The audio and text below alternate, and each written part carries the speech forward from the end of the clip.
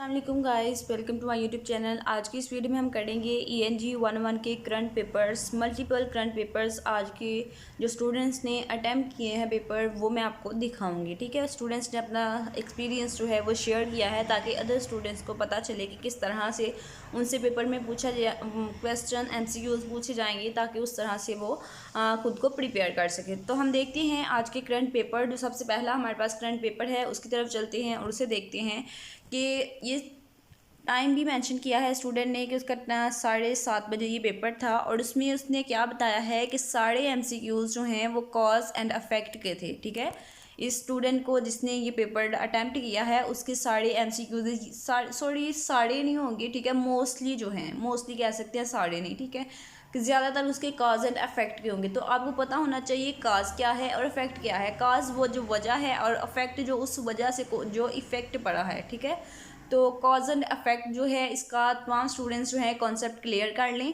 ये क्वेश्चन के तौर पर भी पूछा जा रहा है और MCQs के तौर पर भी स्टूडेंट्स से पूछा गया है। ठीक है, तो इसके लिए, इसका कॉन्सेप्ट के लिए आप मेरी वीडियो देख सकते हैं। ENG 1 की फाइनल टर्म की प्रिपरेशन की वीडियो जो है वो मैंने अपने चैनल पे अपलोड की है, होपफुली आपने वो देख ली होगी। नेक्स्ट, इस स्टूडेंट ने क्या कहा है कि टेंस का कोई जो है वो MCQs इसको नहीं आया। ठीक है, तो ज़रूरी नहीं है कि इसको नहीं आया तो आपको भी नहीं आएगा, क्योंकि आपको पता है कि MCQs जो हैं वो रैंडमली आते हैं।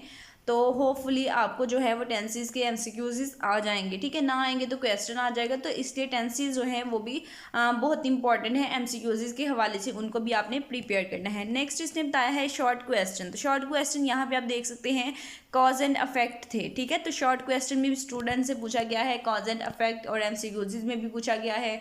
Next second short question student ने जो बताया है वो क्या है कि रीअरेंज सेंटेंसेस, यानी कि उसको सेंटेंसेस गिवन थे और कहा गया था कि इन सेंटेंसेस को आप रीअरेंज करें। ठीक है, तो ये आपके हैंडआउट्स में गिवन है इस तरह के सेंटेंसेस जिनको आपने रीअरेंज करना है।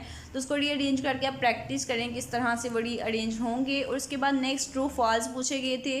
ट्रू फॉल्स किस तरह से हो सकते हैं, डेफिनेशन टाइप होंगे, जैसे डेफिनेशन स्टेटमेंट लिखी होगी उसमें थोड़ा वर्ड जो है वो इनको गलत कर दिया जाएगा तो पूछा जाएगा ये ट्रू है या फिर फॉल्स है। तो इसलिए डेफिनेशन जितनी भी आपके हैंडआउट्स में गिवन है उनको भी आप अच्छे से प्रिपेयर करें।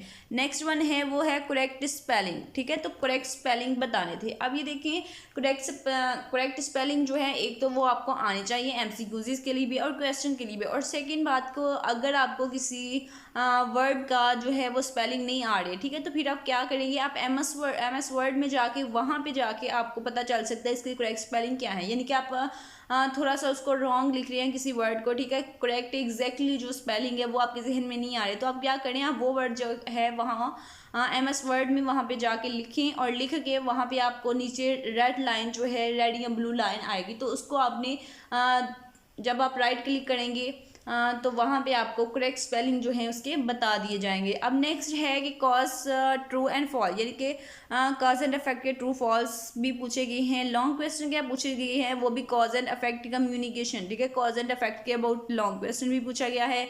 Academic success in high school. ठीक है, तो ये एक रैंडमली क्वेश्चन जो है वो आपके हैंडआउट्स में नहीं है, लेकिन ये सबसे ऐसा क्वेश्चन जो है वो पूछा जा रहा है। ज़रूरी नहीं कि सेम यही होगा, कॉन्सेप्ट जो है वो थोड़ा डिफरेंट हो सकता है, टॉपिक थोड़ा डिफरेंट हो सकता है।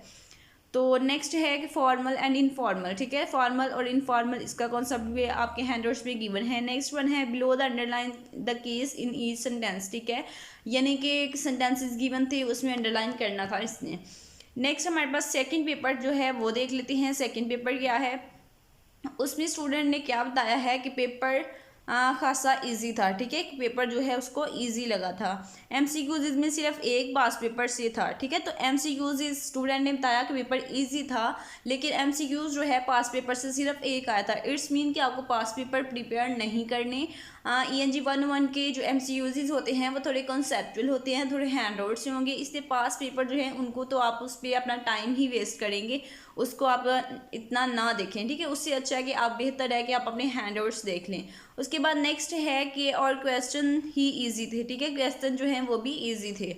तो याद नहीं है स्टूडेंट को, लेकिन उसने कुछ बताने की कोशिश की है। वो क्या है कि प्रीपोजिशनल फ्रेज अंडरलाइन, यानी कि उसको सेंटेंसेस गिवन थे और कहा गया था कि उस सेंटेंस में जो प्रीपोजिशनल फ्रेज यूज़ किया गया है उसको वो अंडरलाइन करे।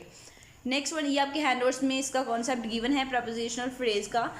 नेक्स्ट वन है कि right 3 phrases in chronological order of English gentleman who discovered bones of extinct animals in 1799 something. ठीक है, मैच वर्ड्स एट दे, बाकी याद नहीं। ठीक है, तो ये स्टूडेंट ने बताया है, इतना क्लियरली जो है वो इसने नहीं बताया कि क्या इससे पूछा गया था। नेक्स्ट देखते हैं नेक्स्ट पेपर क्या है।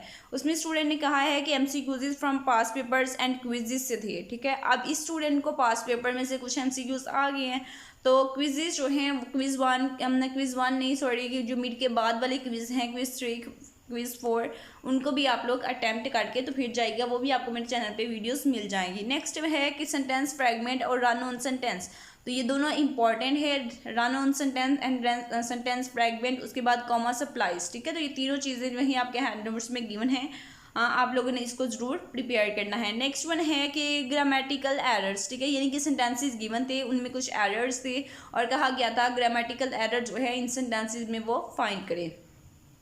नेक्स्ट, इस स्टूडेंट्स को भी पैराग्राफ एक दिया गया है और कहा गया इसको रीअरेंज करें, और पैराग्राफ था उसका टाइटल जो है स्टूडेंट ने बताना था। टाइटल जो है वो तमाम स्टूडेंट्स को फाइंड करना आना चाहिए।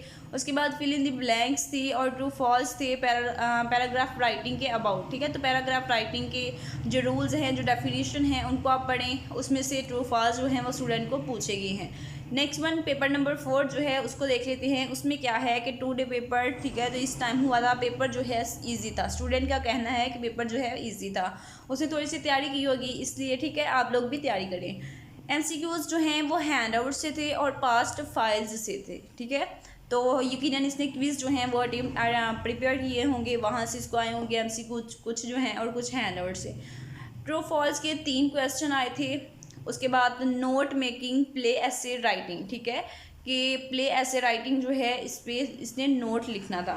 उसके बाद नेक्स्ट है फिल इन द ब्लैंक में correct form of the verb लिखने थे, ऑप्शन दिए हुए थे। फिल इन द ब्लैंक में बताना था ये रन ऑन या कंप्लीट सेंटेंस है। ठीक है, तो सेंटेंसेस गिवन थे, जस्ट उसने ये बताना था ये सेंटेंस जो है ये रन ऑन सेंटेंस है या फिर ये कंप्लीट सेंटेंस है। और उसके ऊपर जो क्वेश्चन है वो ये बताया गया कि उसको fill in the blanks given थी और वर्ब्स जो हैं वो भी गिवन थे। उसने जो करेक्ट वर्ब था, यानी कि 2-3 वर्ब्स बताए होंगे, उसमें से जो करेक्ट है वो आपने फिल करना है फिल इन द ब्लैंक में। तो ये भी आपके हैंडआउट्स में गिवन है कि कहाँ पे एस वाला वर्ब आएगा और कहाँ पे ES वाला आएगा, ये सारा कुछ आपके हैंडआउट्स में कॉन्सेप्ट गिवन है। ठीक है, उसके बाद नेक्स्ट है कि एक और एक simple fill in the blank थी, ऑप्शन दिए हुए थे, बस हमने फुल फिल करनी थी। ठीक है, एक क्वेश्चन में जेरेंड और इन्फिनेटिव्स की डेफिनेशन और एग्जाम्पल बतानी थी, तो ये जेरेंड और इन्फिनेटिव्स जो हैं ये भी आपके हैंडआउट्स में गिवन है। नेक्स्ट वन है कि MCQs पास से नहीं थे, कोई 1-2 थे बस। ठीक है, स्टूडेंट का कहना है कि पास पेपर से इसको नहीं आए, जस्ट 1-2 MCQs जो है वो आया था। नेक्स्ट वन है कि बाकी शॉर्ट क्वेश्चन में ट्रांजिशन सेंटेंसेस की एग्जांपल पूछी थी। ठीक है, और काज इफेक्ट भी था। ठीक है, उसके बाद प्रोनाउन की डेफिनेशन थी, आर्टिकल्स वाली ब्लैंक्स थी, तो आर्टिकल आपके हैंडआउट्स में गिवन है। उसके बाद नेक्स्ट है ब्रेनस्टॉर्मिंग एंड क्लस्टरिंग में डिफरेंस करना था, तो ये भी आपके हैंडआउट्स में गिवन है। ये सारा कुछ, ये सारे कॉन्सेप्ट जो आपके हैंडआउट्स के हैं, ये सारे अपनी वीडियो में जो फाइनल एग्जाम की प्रिपरेशन की वीडियो मैंने अपलोड की है उसमें ये सारे कॉन्सेप्ट जो है वो क्लियर करवाए हैं। नेक्स्ट वन है कि 130 वर्ड का एक ऐसे लिखना था चिल्ड्रन के बैड बिहेवियर पर। तो अब टॉपिक जो है वो आसान ही है कि चिल्ड्रन का बैड बिहेवियर जो है उस पर कैसे लिखें, तो ये आप लिख सकते हैं इजीली, आसान ही है।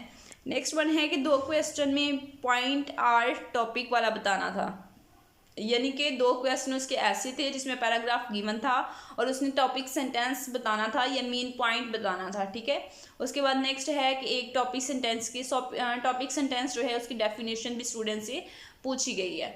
चलिए नेक्स्ट क्वेश्चन देख लेते हैं, और इसमें क्या पूछा गया है, fill in the blank, true false और मेरा फैक्ट और ओपिनियन भी आया था। ठीक है, और कंप्लीट सेंटेंस टाइप था, बताना था ये सेंटेंस कंप्लीट है या एक कोई और था। ठीक है, वो है 2 थ्योरी वाले क्वेश्चन थे, बहुत इजी था। अब ये देखें स्टूडेंट को भी पेपर जो है वो बहुत इजी लगा, इसने भी अच्छे से तैयारी की होगी। नेक्स्ट वन है कि आज के पेपर में सिंपल फिक्रे आए थे MCQs में। ठीक है, शॉर्ट क्वेश्चन में क्या था कि एडवर्ब और एडजेक्टिव अलग अलग बताने थे, how communication and language interlink, उसके बाद कंप्लीट सेंटेंस और run sentence, run out sentence. तो ये देखें आप बहुत सी पूछे जा रही हैं, रन ऑन और कंप्लीट सेंटेंस बहुत से स्टूडेंट्स से पूछा गया है। उसके बाद एडवर्ब और एडजेक्टिव की आपको पहचान होनी चाहिए। उसके अलावा कॉमर्स सप्लाइज और फ्यू सेंटेंस, ठीक है, ये भी आप लोगों को आना चाहिए तमाम स्टूडेंट्स को। नेक्स्ट वन है कि स्टूडेंट ने क्या बताया है, यहाँ पे मैं इसको स्टूडेंट ने क्या बताया कि 40 MCQs में से 6 से 8 MCQs जो थे बाकी सिंपल और इजी थे। ठीक है कि 40 में से 6 8 5 में से थे, बाकी जो थे वो सिंपल थे और बहुत इजी थे। फॉर एग्जांपल उसने एग्जांपल में भी बता दिया कि किस तरह से थे। Choose the verb, Ali place cricket. ठीक है, तो इस तरह से था कि अली क्रिकेट लिखा था और बताना था कि इसका वर्ब जो है वो हमने सेलेक्ट करना था। तो अली के साथ तो प्लेस ही आएगा क्योंकि एक सिंगुलर है, तो सिंगुलर के साथ जब एक वर्ब आता है उसके साथ हम एस लगाते हैं, तो अली प्लेस क्रिकेट।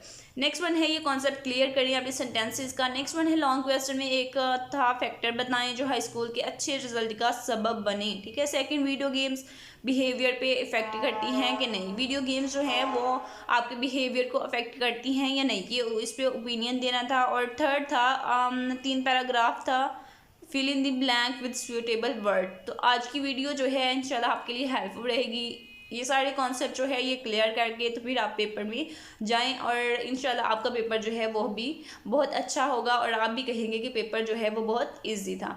दुआओं में याद रखें और चैनल को ज़रूर सब्सक्राइब करें और